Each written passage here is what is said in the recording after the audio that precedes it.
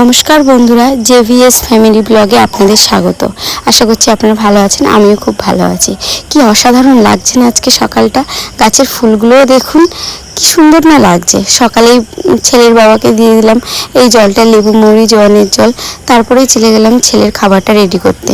তাড়াতাড়ি বসিয়ে দিই, বড্ড সকাল হয়ে গেছে, ছেলেটা এক্ষুনি উঠে যাবে। কাল রাত্রে তাড়াতাড়ি শুয়েছে তো, সকালে উঠেই বলবে মা খিদে পেয়েছে। এদিকটা সেরেই চলে গেলাম বাইরে। দেখুন না, বাবা সকালবেলায় কি সুন্দর টাটকা টাটকা সবজি বাজার করে নিয়েছে, সঙ্গে আবার চিংড়ি। আজকে হবে ভেন্ডি চিংড়ি, কি ভালো লাগে খেতে।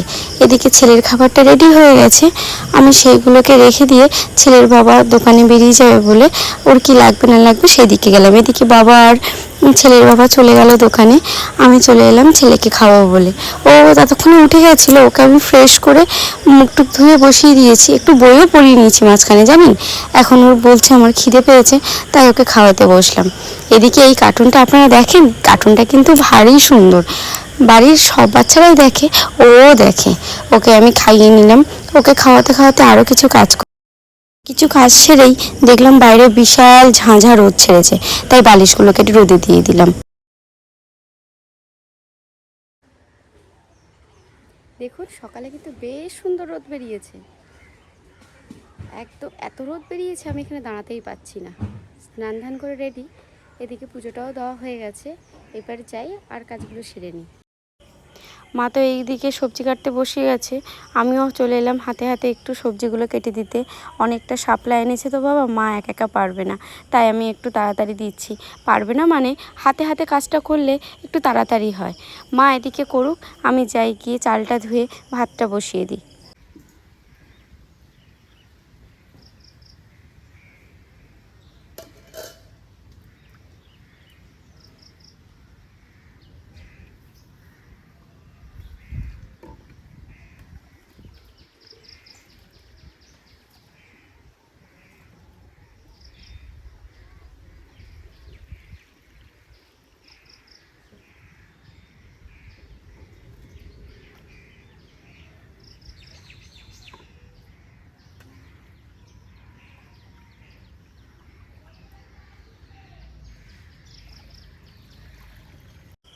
তাড়াতাড়ি ভাতটা বসাতে দিয়েই আমি চলে যাব রান্নাঘরে। জানেন না এখন ঘড়িটা বাজে 11:30।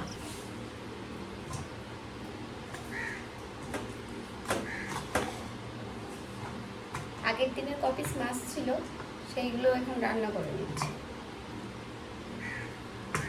বেশি না, 4 পিস। আমাদের মেয়েদের কি জীবন বলুন, সকাল হতেই ঢাল তরোয়াল ছাড়াই যেন এক যুদ্ধের সূচনা। কি হবে রান্না সেই চিন্তা, কাকে কি খাওয়াবো সেই চিন্তা, সংসারের চিন্তা, এই যেন কি যুদ্ধের সূচনায় আমাদের পড়ি। এদিকে আমার ছেলেটাকে দেখুন, সে এখন খেলতে ব্যস্ত, ট্রেন চালাচ্ছে সে। আমি চলে এসেছি রান্নাঘরে, রান্নাটা বসিয়ে দিই। ছেলের তরকারিটাই করছি গ্যাসে, মা বললো আর বাদ বাকি তরকারিগুলো বাইরে করবে, তাই আমি ভিতরে তাড়াতাড়ি করে এই দিকটা করে নিই। আবার তো মার হাতে হাতে গোছাতে হয়। মায়ের হাতে হাতে কাজ করা কমপ্লিট, ইভেন আমাদের রান্নাটাও শেষ। এই হঠাৎ দেখলাম আকাশটা অন্ধকার করে এসছে, তাই তাড়াতাড়ি এই জামা কাপড় বালিশ টালিশগুলো গুছিয়ে নিচ্ছি। এখনকার বৃষ্টি তো জানেন ঝমঝমিয়ে আসবে আর ভিজিয়ে দেবে। এদিকে মা এসে হাওয়া খাচ্ছে, দেখবেন মায়ের রান্না শেষ।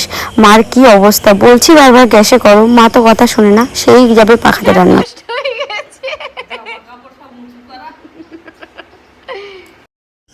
দুপুরের খাওয়া দাওয়ার ভিডিওটা আর নেওয়া হয়নি। খাওয়া দাওয়াটা সেরেই ভাত ঘুম সেরে বিকেলটা কাটিয়ে চলে এলাম রাতের চা করতে। রাতের চাটা করে এই একটু চাটা নিয়ে বসলাম সিরিয়াল দেখতে। এদিকে আমার ছেলে চা খাচ্ছে আর কি বলছে, হেভি হয়েছে। ক্যামেরা দেখে বলছে হেভি হয়েছে। চা খাওয়া কমপ্লিট করেই রাতের খাবারের তোড়জোড়। এদিকে চলে এসেছি আটা চালতে। আটাটা একটু চেলে নিলেই রুটিটা বেশ সুন্দর হয়, তাই একটু আটাটা চেলে নিচ্ছি। আর একটু আগে ভাগে মেখে রাখলে, বেশ সেই 10 মিনিট মতো মেখে রাখলে বেশ রুটিটা কিন্তু ফোলে। আমার তো বেশ ভালো লাগে। অনেকে সেঁকে রুটি ফোলে, কিন্তু আমি শাঁকি না, একেবারে ভাজতে ভাজতে দেখবেন কি সুন্দর ফুলকো ফুলকো রুটি হবে। আচ্ছা আপনাদেরকে দেখাবো কেমন রুটি ফোলে। এদিকেই আমি চলে গেছিলাম সবজি কাটতে, সবজিটা কেটেই ধুয়ে নিচ্ছি, তাড়াতাড়ি রান্নাটা সকালটা বসাবো জানেন, এদিকে অনেকটাই সন্ধে হয়ে গেছে, বাজে প্রায় 8টা, বা দোকান থেকে সবার বাড়িতে ফেরার সময় হয়ে গেছে, তাই একটু তাড়াতাড়ি করছি। রান্নাটা সেরেই করব রুটিটা করে রেখেই ছেলেকে দেবো ভাত। অনেকটা রাত হয়ে গেছে তো, তাই আমি চেষ্টা করছি তাড়াতাড়ি ওকে একটু দেওয়ার। রান্না সারতে সারতে প্রায় আমার বেজে গেল 8:45। এখনও ছেলের বাবা আসেনি। আমি তাড়াতাড়ি করে ছেলেকে খাইয়ে নিই। আপনারা ব্লগটা দেখতে থাকুন, অবশ্যই জানাবেন ব্লগটা কেমন হয়েছে। আপনারা সুস্থ থাকবেন, ভালো থাকবেন, আর দেখা হবে নেক্সট ব্লগে।